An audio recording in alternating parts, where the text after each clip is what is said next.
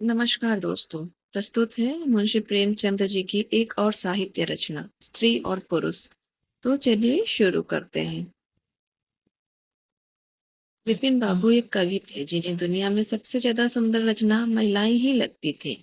इनकी कविताओं में भी सिर्फ महिलाओं के रूप, सौंदर्य और यौवन की ही तारीफ हुआ करती थी। जैसे ही किसी महिला का जिक्र होता तो ये अलग और सुंदर सी कल्पना की दुनिया में चले जाते थे। उन्होंने अपने जीवन में भी एक ऐसी ही सुंदर महिला की कल्पना की थी। विपिन बाबू के मन में था कि उनकी पत्नी फूल सी कोमल, सूरज जैसी चमक, कोयल सी आवाज और सुबह की लाली से शोभित हो। अब विपिन बाबू के कॉलेज की परीक्षा भी खत्म हो गई थी। विपिन के लिए कई सारे रिश्ते आ रहे थे। एक दिन विपिन ने मामा ने उसकी शादी भी तय कर दी। विपिन का मन लड़की देखने का था। उसे देखना था कि जैसी पत्नी की वो कल्पना करता था वो वैसी है या नहीं। विपिन ने मामा से अपनी होने वाली पत्नी को देखने का निवेदन किया, लेकिन मामा ने उसे कहा कि वो बहुत ही सुंदर है, उन्होंने उसे खुद देखा है। मामा की बातों पर भरोसा करके विपिन ने शादी के लिए हाँ कर दी। शादी का दिन भी आ गया। मंडप के पास बैठा विपिन अपनी पत्नी को देखने के लिए उतावला था। होने वाली पत्नी को उसने गहनों से सजा हुआ देखा। चेहरे पर घूंघट, हाथों और पैरों की सुंदर उंगलियां देखकर उसके मन को थोड़ी राहत मिली। दूसरे दिन विदाई के बाद जैसे ही डोली विपिन के घर पहुंची तो वो तुरंत अपनी पत्नी को देखने के लिए दौड़ा। तब उसकी पत्नी पालकी से बाहर घूंघट उठाकर देख रही थी। जैसे ही विपिन की निगाहें उस पर पड़ी, उसे बहुत दुख हुआ। विपिन ने जैसी पत्नी के सपने देखे थे वो बिल्कुल भी वैसी नहीं थी। चौड़ा सा मुंह, चपटी नाक, फूले से गाल विपिन को बिल्कुल पसंद नहीं आए। रंग भले ही उजला था, लेकिन उसके अलावा विपिन के सपनों की दुल्हन से वो एकदम अलग थी। विपिन की सारी खुशी गुम हो गई। उसे मामा पर काफी गुस्सा आया, जिन्होंने लड़की की तारीफ के पुल बांधे थे। सबसे पहले उसने मामा से लड़ाई की, उसके बाद ससुराल वालों से और फिर अपने घर वालों से। विपिन के मन में हुआ कि इस महिला के साथ किस तरह से जीवन बिताऊंगा। उसके साथ पूरा जीवन मुझे कांटों भरा लगेगा। मैं सोच भी नहीं सकता कि ऐसी महिला से मेरी शादी हो गई है। मेरे क्या ख्वाब थे और क्या हो गया। भगवान को मेरे साथ ही ऐसा करना था। फिर उसने मन में हुआ कि शादी मैंने जबरदस्ती तो नहीं की। अब इस लड़की को क्या पता था कि पत्नी को लेकर मेरे क्या सपने थे। इससे उसका क्या दोष। इस सोच के बाद भी विपिन का दिल उसे स्वीकार करने को तैयार नहीं था। वो घंटों श्रृंगार करती थी, अपने बाल संवारती थी, लेकिन विपिन के मन को बिल्कुल भी नहीं भाती। विपिन हरदम उससे दूर भागता था और उसकी पत्नी पूरे भाव के साथ उसकी सेवा करना चाहती थी। होते होते घर में पल भर भी नहीं टिकता था। जब भी विपिन की पत्नी आशा उससे कुछ बात करने की कोशिश करती, वो उसे खरी खोटी सुना देता। विपिन रोज दोस्तों के साथ बाहर जाता और पत्नी घर में उसका इंतजार करती रह जाती। काफी दिनों के बाद जब विपिन घर खाना खाने के लिए आया तो आशा ने कहा कि आप मेरी वजह से घर में रहना ही छोड़ देंगे क्या। विपिन ने मुंह मोड़ते हुए जवाब दिया, घर में ही तो रहता हूँ, बस आजकल नौकरी ढूंढने के लिए ज्यादा भाग दौड़ करनी पड़ रही है। आशा ने कहा, मैं खूब जानती हूँ कि आप घर में क्यों नहीं टिकते हैं। आप किसी डॉक्टर से बात करके मेरा चेहरा वैसा क्यों नहीं बना देते जैसा आप चाहते हैं। विपिन ने चिढ़ते हुए कहा, क्यों, तुम बेवजह फिजूल की बातें कर रही हो। तुम्हें यहाँ आने के लिए किसने कहा। उसकी पत्नी ने पूछा, जब आपको किसी चीज से परेशानी है तो उसका इलाज भी करना होगा ना। विपिन बोला, भगवान जिस काम को नहीं कर पाया उसे मैं कैसे कर दूंगा। गुस्से में आशा कहने लगी, इसके बारे में आपको सोचना चाहिए कि भगवान ने जो किया है उसके लिए मुझे सजा क्यों मिले। हर तरह की सूरत वाले लोग दुनिया में हैं, लेकिन उनके पति ऐसा व्यवहार उनके साथ नहीं करते। विपिन ने झल्लाते हुए जवाब दिया कि कैसे मैं तुमसे कोई गलत व्यवहार करता हूँ। क्या कभी मैंने तुमसे लड़ाई की है। तुम ही मेरे सामने आकर मुझसे बहस करने लगती हो। ये सब सुनकर आशा वापस चली गई। उसे लगा कि इन्होंने मेरे प्रति अपना दिल पत्थर का बना लिया है। अब ये मेरी एक नहीं सुनेंगे। इधर विपिन का ऐसा रवैया देखते देखते आशा बीमार हो गई। वो अपनी जिंदगी से निराश थी। उधर बीमार आशा को देखने विपिन एक बार भी नहीं आया। उसके मन में था कि इसे कुछ हो जाए तो इस बार अपनी पसंद की लड़की से शादी कर लूंगा। अब तो विपिन को और भी छूट मिल गई थी।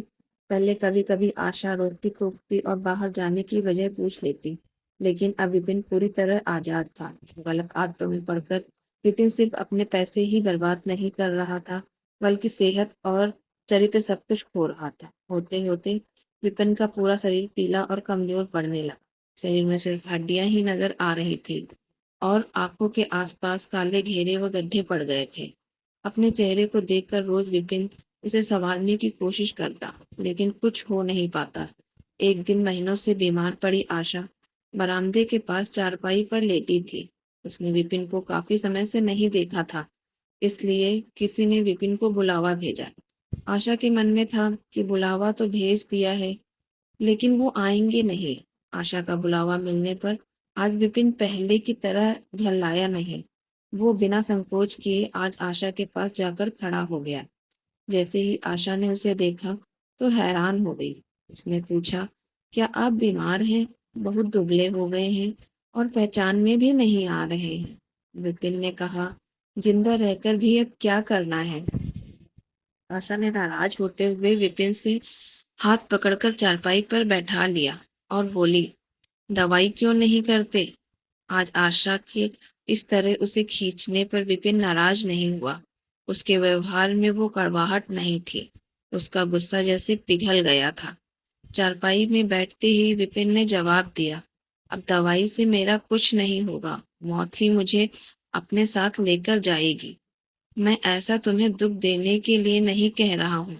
मैं भयंकर रोग से ग्रस्त हूँ और अब मैं बच नहीं सकता हूँ। इतना कहते ही विपिन चारपाई पर बेहोश होकर गिर पड़ा। उसका पूरा शरीर कांपने लगा और पसीना पसीना हो गया। विपिन की ये हालत देखकर महीनों से बीमार पड़ी आशा झट से बिस्तर से उठ गई। वो पानी लाकर विपिन के चेहरे पर मारने लगी, लेकिन उसे उसे होश नहीं आया। शाम तक विपिन का मुंह टेढ़ा हो गया और शरीर में कोई हरकत नहीं थी। यह लकवा था जिसकी चपेट में विपिन आ गया था।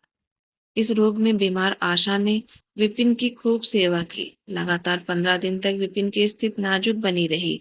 दिन रात एक करके आशा द्वारा की गई मेहनत रंग लाने लगी। विपिन की हालत कुछ संभली, लेकिन अभी भी आशा अपनी गोद में सुलाकर ही विपिन को दवाई पिलाती और खाना खिलाती थी। इन सब में वो अपनी तबीयत को जैसे भूल ही गई। शरीर बुखार से तपता था, लेकिन उसे विपिन की स्थिति के सामने खुद की सेहत कुछ भी नहीं लगती थी। अब विपिन के दोनों पैरों में थोड़ी ताकत आने लगी थी। होते होते 4-5 महीने में वो अपने पैरों पर खड़ा होने लगा, लेकिन उसका मुंह टेढ़ा का टेढ़ा ही रहा। उसके चेहरे पर जैसे पहले जैसे रौनक नहीं रही। एक दिन उसका चेहरा शीशे में देखने के बाद विपिन ने कहा कि मुझे भगवान ने अपने किए की सजा दी है। आशा, मैंने तुम्हें सुंदर नहीं माना और आज देखो मैं कितना कुरूप हो गया हूँ। अब तुम भी मेरे साथ वैसा ही व्यवहार करो जैसा मैं तुम्हारे साथ किया करता था। आशा ने हंसते हुए पति से कहा, आप मेरी आंखों से देखेंगे तो पता चलेगा कि आप में कोई अंतर नहीं आया है। आप पहले जैसे ही हैं। अब भी वैसे ही हैं। विपिन बोला, अच्छा, बंदर जैसा मुंह दिख रहा है और तुम कहती हो कोई अंतर नहीं आया है। तुम्हें मालूम है ना, भगवान ने मुझे मेरी करनी की सजा दी है। सब खूब जतन किए, लेकिन विपिन का मुंह सीधा नहीं हो पाया। पति के पैर पर खड़े के कुछ समय बाद ही आशा ने घर में पूजा रखी, क्योंकि उसने भगवान से विपिन के लिए मन्नत मांगी थी। पूरे मोहल्ले के लोग विपिन के घर में जमा थे। भजन कीर्तन चल रहा था। तभी आशा को एक दोस्त ने उससे पूछा, अब तो तुझे अपने पति का चेहरा देखने की इच्छा नहीं होती होगी, कैसा टेढ़ा हो गया है मुंह। गंभीर आवाज में आशा बोली, मुझे तो कुछ फर्क नजर नहीं आता है। उसकी दोस्त ने पलट कर कहा, चल झूठी, ऐसा थोड़ी होता है, बातें मत बना ज्यादा। फिर आशा कहने लगी, सच कह रही हूँ, मुझे उनकी आत्मा मिली है, जो उनके रूप से बढ़कर है, और मैं हमेशा उनकी आत्मा को ही देखती हूँ। विपिन कमरे में दोस्तों के साथ बैठा था। तभी उसके एक दोस्त ने बरामदे की तरफ खुलने वाली खिड़की खोल दी। उसने विपिन से पूछा, आज तो यहाँ कई खूबसूरत लड़कियां हैं, बता तुझे कौन सी अच्छी लग रही है? विपिन ने कहा, खिड़की बंद कर दो, और जहां तक रही पसंद की बात, तो मुझे वही पसंद है जिसके हाथ में फूल की थाली है। दोस्त ने पूछा, तेरे चेहरे के साथ पसंद भी खराब हो गई है क्या? मुझे तो वो दूसरों से कम खूबसूरत लगती है। विपिन बोला, मैं उसकी आत्मा को देख रहा हूँ, वो हर किसी की सूरत से ज्यादा सुंदर है। तब उसने पूछा, अच्छा, यही तुम्हारी पत्नी है क्या? विपिन ने कहा, हाँ बिल्कुल, यही तो देवी तुल्य महिला है। कहानी से सीख, व्यक्ति की बाहरी सुंदरता नहीं बल्कि मन की सुंदरता देखनी चाहिए। बाहरी सुंदरता कभी भी फीकी पड़ सकती है, लेकिन जिसका मन सुंदर है, वो व्यक्ति हमेशा सुंदर रहता है। धन्यवाद। फिर मिलेंगे एक नई कहानी के साथ। तब तक के लिए शुभ रात्रि।